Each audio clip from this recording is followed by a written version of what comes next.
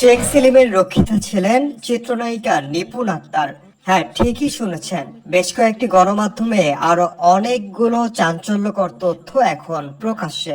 দুদিন পর পর বিদেশ ভ্রমণ থেকে শুরু করে বিলাসী জীবনযাপনের সব খরচ পেতেন শেখ সেলিম থেকেই। মেয়েকে বিদেশে পড়ালেখা করানো কিংবা তাকে নিয়ে ঘুরতে যাওয়ার খরচ তো আছেই।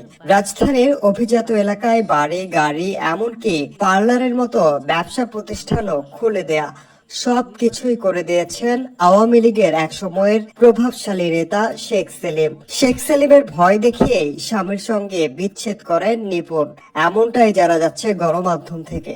জনসম্মুখে নিপুণ শেখ সেলিমকে আঙ্কেল বলে সম্বোধন করলেও তাদের একান্ত ঘনিষ্ঠতা সম্পর্কে জানত অনেকেই। শেখ সেলিমের ভালোবাসায়, আশীর্বাদে অবৈধ প্রভাব বিস্তার করেছিলেন নিপুণ। সরকারি বেশ কয়েক দপ্তরে ছিল নিপুণের রাজত্ব। রাজুক থেকে শত শত কোটি টাকা হাতিয়ে নিয়েছে নিপুণ। শেখ সেলিম যখন যেখানে ডাকতেন তার সেবায় উপস্থিত হতেন নিপুণ। নিপুণের সেবা প্রদানকারী টিমে রয়েছে এক ঝাঁক তরুণী। তারা কেউ মডেল, কেউ নায়িকা, কেউ শিক্ষার্থী। নিজে যেমন শেখ সেলিমের জন্য নিয়োজিত ছিলেন, তেমনি এই সুন্দরী টিমের সদস্যদের নিয়োজিত রাখতেন নিপুণই। অভিজাত এলাকা বনানীতে শেখ সেলিমের টাকাতেই নিপুণ গড়ে তোলেন প্রসাধনী ও লাইফস্টাইল কেন্দ্রিক প্রতিষ্ঠান টিউলিপ কেয়ার এন্ড স্পা। সাধারণত শেখ সেলিমের মতো নেতা পার্লার উদ্বোধন করার কথা না হলেও নিপুণের এই পার্লারের আনুষ্ঠানিক উদ্বোধন করেছেন তিনি।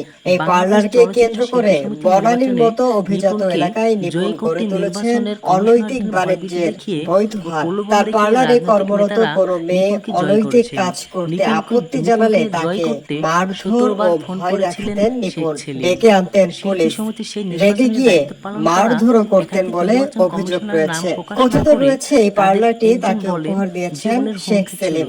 এমনকি নিপুণের প্রতি দুর্বলতা এতটাই ছিল যে নিপুণের সঙ্গে শেখ সেলিম সিনেমায় অভিনয় করার প্রস্তুতি নিয়েছিলেন, এমনটি সাংবাদিকদের জানিয়েছিলেন নিপুণ নিজেই।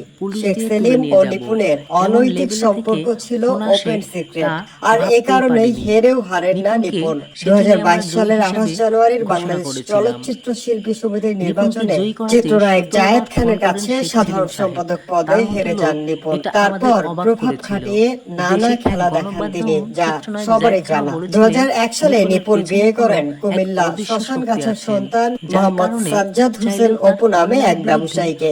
অপুর সঙ্গে বিচ্ছেদের পর একমাত্র সন্তান তানিশা হোসেনকে নিয়ে ঢাকাতে বসবাস করতেন। কিন্তু নিপুণের বাধার কারণে কোনোভাবেই মেয়ে তানিশা হোসেনের সঙ্গে দেখা করার সুযোগ পান না অপু, কথাও বলতে পারেন না। এ বিষয়ে সাজ্জাদ হোসেন অপু জানান, নিপুণ সবসময় শেখ সেলিমের ভয় দেখাতেন। যখনই মেয়ের সঙ্গে দেখা করার চেষ্টা করেছেন তখনই প্রাণে মারার হুমকি দেওয়া হয়েছে।